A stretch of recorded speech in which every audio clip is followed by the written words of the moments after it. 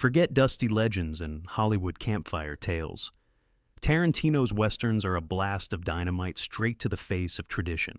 Some were so savage, censors tried to bury them forever. But which ones made his personal must-watch list? Are you ready for gunfights, revenge, and outlaws who make John Wayne look like a Sunday school teacher? Stick around, because number 14 didn't just push the limits. It got kicked out of theaters for good reason. Let's ride. The Grand Duel, 1972. Let's kick this off with a spaghetti western that doesn't just tip its hat to the legends. It fires a six-shooter at their feet and dares them to dance. The Grand Duel is one of those cult classics Tarantino salivates over, and for good reason. Picture Lee Van Cleef, grizzled, all-knowing, with that stare that says, "I've buried more bad guys than you've had hot dinners," playing Clayton, an ex-sheriff turned reluctant guardian angel. The story? Simple on paper, wild in execution.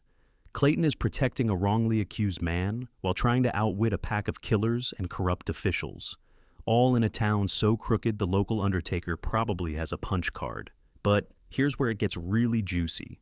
The movie's got that loopy-dub dialogue spaghetti westerns are famous for. There are chase scenes so over the top they could run laps around a Fast and Furious movie. Yet, just when you think it's pure pulp, the film throws a twist, a shootout, or a dark joke your way. Because this isn't just a Leone knockoff. Director Giancarlo Santi, who literally worked with Sergio Leone, brings in sly comedy and pulpy fun. And then there's the music, composed by Luis Bacalov, whose scores Tarantino flat-out steals for Kill Bill. If you remember that epic track during the anime sequence where O-Ren Ishii gets her revenge, yeah, that's the Grand Duel blaring in your ears. So, what's the verdict? The Grand Duel is more than a hidden gem. It's a gritty, playful middle finger to convention. If you're only watching Leone's Dollars trilogy, you're missing out on this wild, operatic joyride, and Tarantino knows it. The Great Silence, 1968. Think the coldest thing in the West was Clint Eastwood's stare? Think again. The Great Silence takes place in a Utah town where the blizzard never lets up, and hope froze to death years ago.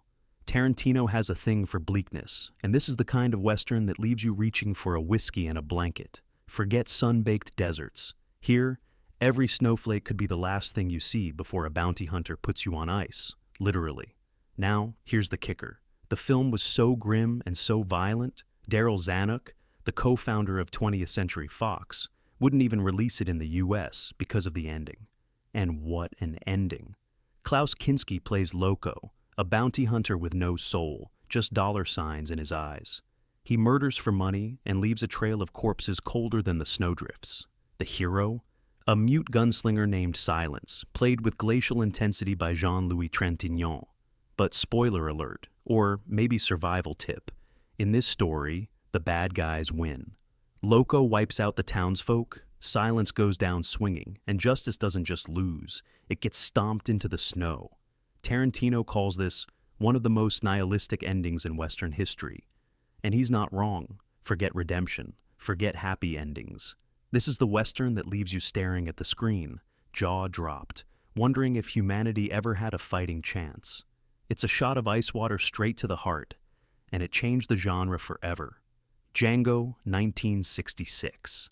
Now, if you've only ever heard of Django because of Tarantino's own Django Unchained, buckle up. The original Django is the movie that made censors clutch their pearls and copycats lose their minds. Franco Nero stars as the mud-splattered Union vet dragging a coffin through town. Yes, a literal coffin, while his enemies nervously sweat bullets. What's inside? Not a corpse, not a secret, a Gatling gun. Because Django doesn't just settle scores, he obliterates his enemies in a hail of bullets that must have had 1960s audiences ducking in their seats. This film inspired over 30 unofficial sequels, a million rip-offs, and Tarantino himself, who borrowed not just the name, but the look, the music, and even the font for his own Django saga. The original score by Luis Bacalov blasts through Tarantino's films. Franco Nero even makes a cameo in Django Unchained. But nothing tops the insanity of the original. Django tangling with red-masked Klansmen, Mexican revolutionaries, and a villain who'd sell his own mother for a fistful of gold. At the time, Django was so violent it was outright banned in Britain and chopped to bits in other countries. Blood, mud, and moral ambiguity flood every frame. It's stylish, savage, and 100% unapologetic. If you want to know where Tarantino gets his taste for revenge, chaos, and shock, you're looking at it. Django drags death everywhere he goes, and cinema's never been the same. Death Rides a Horse, 1967. Ready for a revenge story that feels like a bar fight between Tarantino and Sergio Leone? Death Rides a Horse is pure, undiluted Western vengeance, served cold, just how Tarantino likes it. Picture this. Young Bill, as a child, witnesses his entire family butchered by a gang of outlaws. The image burns into his brain, and when he grows up as John Philip Law, all steely eyes and simmering fury, he makes revenge his life's mission. But hang on, he's not alone on the hunt. Enter Lee Van Cleef, fresh out of prison, and he's got some unfinished business with those same outlaws. That's right. It's a double-barreled quest for payback, and the closer these two anti-heroes get to their targets, the more they start to wonder if they're enemies themselves. Tarantino is obsessed with this film for a reason. He yanked pieces of Ennio Morricone's legendary score straight into Kill Bill, and even lifted the phrase, "Revenge is a dish best served cold," from the script. The story structure, two haunted souls circling each other, not sure if they'll shake hands or draw pistols, echoes all through Tarantino's work. There's a moment where Bill spots a skull necklace, triggering memories of the night his family died. Tarantino riffs on that in Kill Bill with the infamous skull ring reveal. It's these little details, these mythic callbacks, that set this film apart from your run-of-the-mill shoot 'em up. And let's not forget, Death Rides a Horse is lean, mean, and dripping with style. Gunfights explode from nowhere. Alliances shift like desert winds, and nobody gets out clean. In the world of spaghetti westerns, this is the dish you don't send back. Tarantino calls it essential, and if you love his movies, you'll taste the DNA of this classic in every shot. The Gatling Gun, 1971. If you think the Wild West was all about six-shooters and tumbleweeds, the Gatling Gun wants a word, or, more accurately, a spray of bullets. Here's a Western that ditches the typical saloon showdown and drops a machine gun into the middle of the Civil War. The legend goes that Richard Gatling's invention could change the outcome of the war, and in this movie, everyone wants a piece. Robert Wood stars as Chris Tanner, a man on a mission, clear his own name, and keep the Gatling gun out of Confederate hands. There's kidnapping, double crosses, and enough backroom deals to make Wall Street jealous. And if that isn't juicy enough, the story adds a twist. President Lincoln himself is supposedly in on the secret, watching as North and South scramble to control this instrument of mass destruction.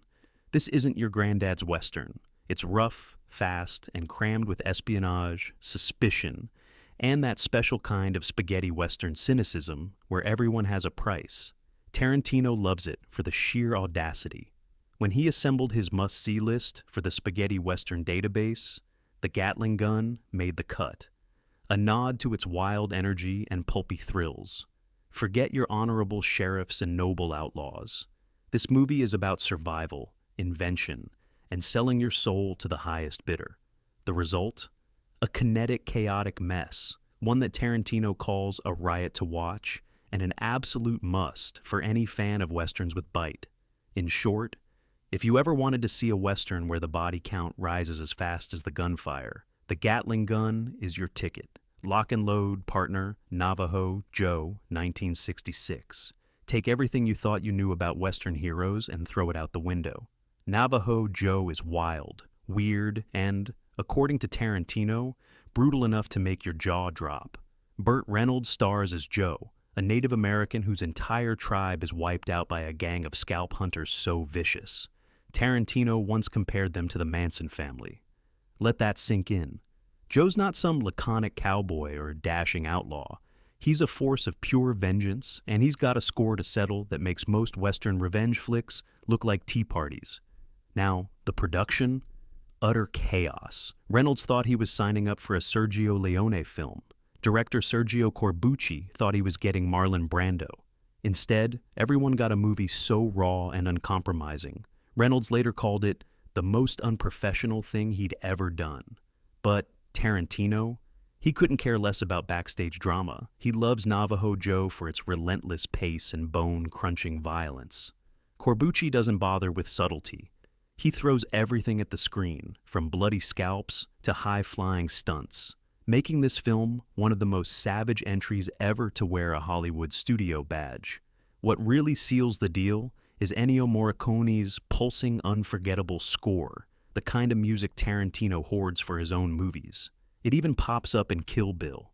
Forget clean-cut cowboys and clear moral lines. Navajo Joe is a fever dream of revenge and chaos. It's not pretty, but man, is it unforgettable. If you want a Western that pulls no punches, and Tarantino says you do, Joe's your man. Rio Bravo, 1959. Okay, let's drop the pretension. Rio Bravo is Tarantino's comfort food. It's the Western he'd take to a desert island, and you can practically hear the man grinning whenever he talks about it. Why? Because Rio Bravo is a hangout movie, before that was even a thing. A film where you don't just watch the plot, you live with the characters. John Wayne plays the sheriff who's got the worst help in Texas, a drunk Dean Martin, a greenhorn Ricky Nelson, and a sassy saloon girl Angie Dickinson. If you're expecting steely-eyed lone wolf machismo, think again. This posse is lovable, dysfunctional, and real. Tarantino first saw this one as a 5-year-old, squeezed beside his great-grandmother. That nostalgia is strong, but don't let it fool you. The movie's still a masterclass in tension and chemistry. The setup is classic. Wayne has to keep a killer in jail while a vengeful gang circles outside. But what really cooks is the downtime. You get sing-alongs, awkward romance, and plenty of banter that Tarantino would later sprinkle all over his own scripts. He's obsessed with how the film lets its characters breathe. By the time the bullets fly, you're not rooting for the hero. You're rooting for your friends. This isn't just an action flick. It's a blueprint for every found family under siege story that followed. Rio Bravo is a reminder that sometimes real showdowns happen over a game of cards or a bottle of whiskey. If you want to see where Tarantino's love for oddball squads and slow burn suspense started, this is ground zero. It's a Western that gives you more than shootouts. It gives you a bar stool and a front row seat to camaraderie. The good, the bad, and the ugly, 1966. Let's not dance around it. The good, the bad, and the ugly isn't just a Western, it's the Western. When Tarantino gushes about cinema, this is the gold standard, and it's easy to see why. Clint Eastwood is the good, though he's more less bad. Eli Wallach is the ugly, a rat, a survivor, a tragic clown. And Lee Van Cleef is the bad, deadly as a rattlesnake in a church pew. All three are chasing buried treasure, while the American Civil War explodes around them. Plot? Sure, but this movie is all about style, attitude, and those legendary standoffs that last longer than most relationships. Tarantino worships this film for its bravado and audacity. Every close-up is a high noon challenge. Every wide shot, a dusty poem. Ennio Morricone's score isn't just background noise. It's a main character. You've heard it, even if you've never seen the movie. Tarantino pilfered these tracks for everything from Kill Bill to Inglourious Bastards until he finally got Morricone to score The Hateful Eight. What's so good about the good, the bad, and the ugly?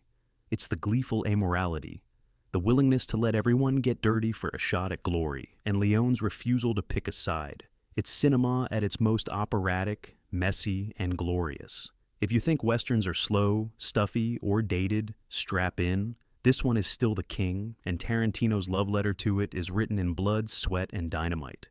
OneEyed Jax, 1961. Here's the deep cut. Marlon Brando's one and only shot at directing, and boy, did he make it count. OneEyed Jax is the outlaw cousin of classic Westerns. Brando plays Rio, a betrayed bank robber hell-bent on revenge against his former partner Carl Malden, who's now a smug sheriff living the respectable life. Forget clean lines and black and white morality. This movie's as morally murky as a poker game in a thunderstorm. The production was legendary chaos. Stanley Kubrick was supposed to direct, but bailed. Brando took over, rewrote the script, and shot miles of film. Most directors would have ended up in the loony bin. Brando just leaned into the madness, delivering a raw, messy epic. The result? You get a Western that feels like an existential fever dream, long glances, betrayals, and a romance that's as doomed as it is passionate. Tarantino puts OneEyed Jax on a pedestal, right up there with Rio Bravo and The Good, the Bad, and the Ugly. And he's not alone. David Lynch named the brothel in Twin Peaks after it, and Scorsese is on the record as a mega fan. The film's DNA is everywhere. In its brutal honesty, its focus on flawed anti-heroes, and its refusal to play nice with Hollywood's rules. This isn't your standard showdown. It's a slow burn where trust is currency and betrayal is inevitable. Bottom line, if you want to watch the moment when Westerns get psychologically wild and let their demons out, OneEyed Jax is your ticket. Tarantino swears by it, and if it's good enough for Brando, Lynch, and Scorsese, you know it's worth a shot. Once Upon a Time in the West, 1968. Let's just say it. If movies were religion, Once Upon a Time in the West would be the Old Testament. Sergio Leone doesn't just craft a Western here. He builds a cathedral of dust, blood, and reverb-soaked gunshots. Henry Fonda, America's all-time nice guy, plays a villain so cold-blooded he could make a cobra flinch. He guns down an entire family in the opening act, and suddenly you know. This is not your father's Western. Enter Charles Bronson as Harmonica, a man with unfinished business and the stare of a stone angel, plus Claudia Cardinale as the widowed survivor who's nobody's victim. Tarantino is obsessed with how Leone sets the mood. Long, silent stretches where the only soundtrack is wind or a ticking clock. Then, bang, a shootout that rewrites the rules. Forget exposition dumps. Leone tells stories with faces, music, and sweat, building tension until your nerves are ready to snap. Ennio Morricone's score doesn't just underscore the action, it haunts the film, from Cardinale's plaintive theme to the ominous guitar that stalks Fonda's every move. This film is pure cinematic flex, huge vistas, extreme close-ups, and a final showdown so operatic you half expect the screen to crack. Tarantino swiped Leone's slow-build style and jammed it into his own movies. Those quiet before the storm moments owe everything to Once Upon a Time in the West. So, here's the punchline. If you think Westerns are all about dusty towns and simple good versus evil, buckle up. This is the West as high art, and Tarantino's love for it is stamped on every frame he shoots. Day of the Outlaw, 1959. Ever feel like the West should be colder, meaner, and twice as desperate? Day of the Outlaw is the answer. Forget the sun-drenched saloons. This movie drops you in a snowbound Wyoming town where everyone is armed and nobody trusts their neighbor. Robert Ryan leads as Blaze Sterrett, a hard-nosed rancher who's about to fight a deadly duel over land until a gang of outlaws storms in, led by a dying, near-insane Burl Ives. Now, the real tension starts. These outlaws are more like starving wolves than human beings. And as the blizzard locks everyone inside, desperation and suspicion turn the town into a pressure cooker. There are no white hats here, just shades of gray and the constant threat of violence. Tarantino admires how this film dials up the bleakness. You want gritty? This is grit with frostbite. Director Andre de Toth wrings suspense from every snowflake, and the mood is pure claustrophobia. No one knows who to fear more, the outlaws or their own neighbors.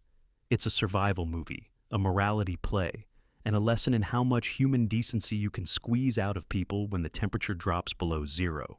The final act, where the townsfolk are forced to lure the gang out into the wilderness for a final showdown, ratchets up the tension until your knuckles are white.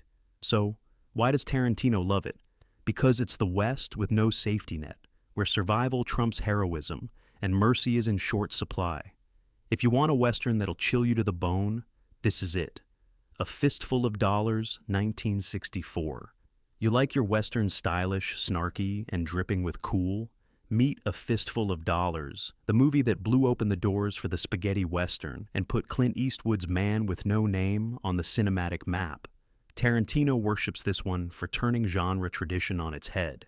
Here's Eastwood rolling into a lawless town split between two feuding families, and instead of cleaning up the mess, he plays both sides for profit. That's right, no white knight, no tearful redemption. Just grit, greed, and a sneer you could sharpen a knife on. Director Sergio Leone, on his first Western outing, cranks up the style. Widescreen shots, endless showdowns, and Ennio Morricone's wild, jangling score.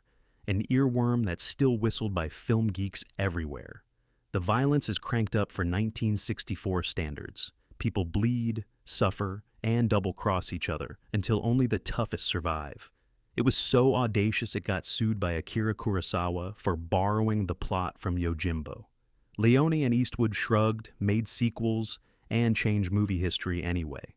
Tarantino absorbed everything: the visual storytelling, the offbeat humor, the moral ambiguity. He's called this film pure cinematic adrenaline, and he's not wrong. The shootouts aren't just gunplay, they're tension ballets, choreographed with wit and a wink. If you think all westerns are dusty nostalgia trips, A Fistful of Dollars will snap you awake faster than a slap across the face. And Tarantino. He never looked at cowboys or movie music the same way again. For a few dollars, more 1965. Sequels usually limp along behind the original, but for a few dollars more kicks in the saloon doors, throws down its hat and says, "Yeah, we're doing this again, only bigger." This is the second in Sergio Leone's iconic Dollars trilogy, and if you thought Clint Eastwood was cool before, just wait. Now he's paired with Lee Van Cleef, whose face looks like it was carved out of vengeance and pure resolve. These two bounty hunters aren't partners, they're rivals, each after the same ruthless outlaw, El Indio, whose cackle could curdle milk. The story?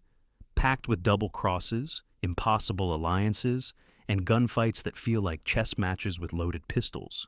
Tarantino is obsessed with the psychology here. Two men circling each other, sizing up strengths and weaknesses, trading glares sharper than their bullets. Morricone's score ramps up the tension with that wild pocket watch theme, a trick Tarantino shamelessly borrows for his own countdown to violence moments. But here's the secret sauce. Everyone's got their own reason for hunting Indio, and it's not just about the money. There's history, hurt, and that burning need for justice, or maybe just closure. Leone turns the showdown into pure cinema, close-ups, slow burns, and one-liners that crackle like dynamite. Tarantino sees it as more than a Western. It's a masterclass in cool, where revenge is personal and alliances are never what they seem. Forget the hero's journey. This is the anti-hero's playground, and Tarantino has been playing in this sandbox ever since. Django Kill. If You Live, Shoot, 1967. Banned for being too violent in multiple countries. Welcome to the Nightmare Factory. If most spaghetti westerns are gritty, Django Kill, If You Live, Shoot, is a fever dream dipped in acid and blood. This is the notorious number 14. So wild, so violent, so depraved. It was banned in several countries and chopped to ribbons in others. Even Tarantino, a connoisseur of cinematic carnage, tips his hat to its insanity. Thomas Millian stars as the Stranger, shot, buried alive, and then clawing his way back from the grave to get revenge. You think you've seen weird westerns? You have not. Director Giulio Questi doesn't just break the rules. He smashes them, sets them on fire, and sprinkles the ashes over a town so rotten it makes Sodom and Gomorrah look like summer camp. This is a western where gold turns men into monsters, torture is a hobby, and death isn't the worst thing that can happen. The violence isn't just graphic, it's psychedelic, grotesque, and hallucinatory, with imagery that sticks in your brain like a splinter. Why does Tarantino love it? Because it's unfiltered, uncompromising, and gleefully subversive. This movie is proof that westerns can be horror shows, morality tales, and surreal nightmares all at once. Django Kill is not for the faint of heart. But if you want a film that shatters every expectation and was literally too much for censors, this is the one.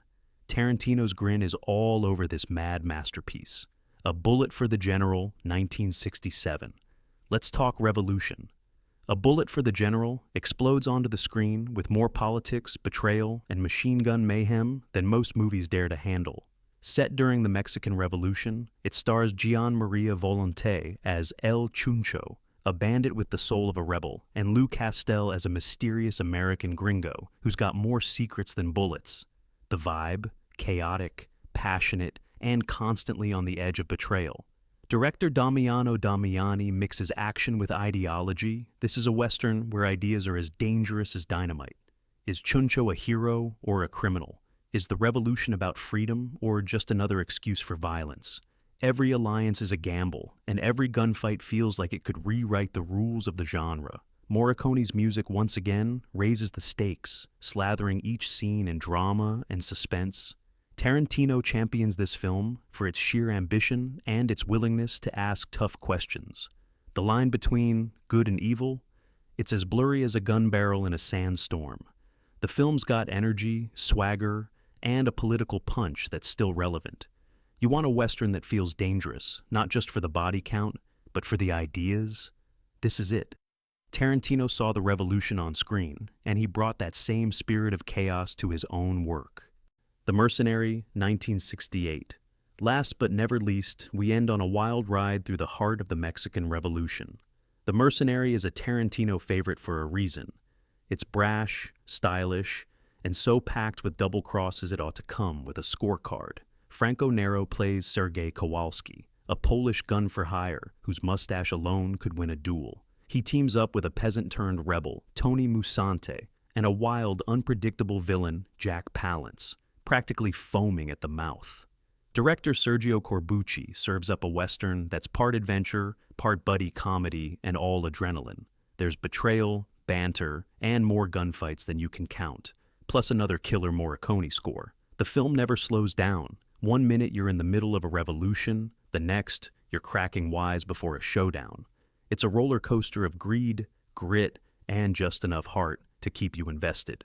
Tarantino loves how The Mercenary juggles wild tone shifts and never lets you catch your breath.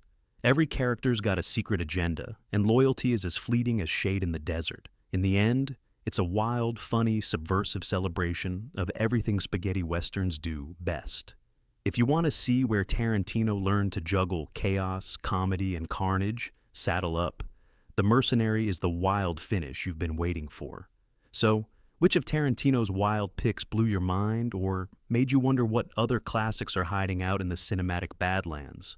Drop your favorite in the comments, hit subscribe for more movie deep dives, and share this list with anyone who thinks westerns are all about tumbleweeds and tired tropes.